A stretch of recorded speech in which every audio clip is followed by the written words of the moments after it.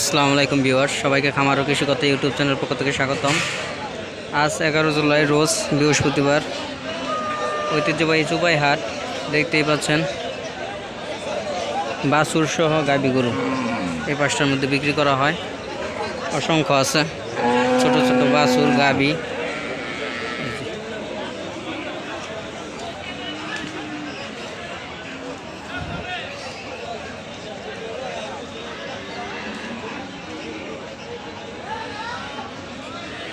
হাটে আজকে প্রচুর কাদা,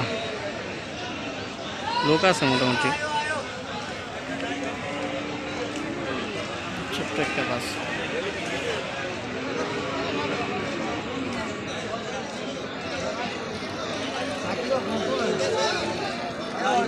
সুপাই বাজার, কালীগঞ্জ, গাজীপুর।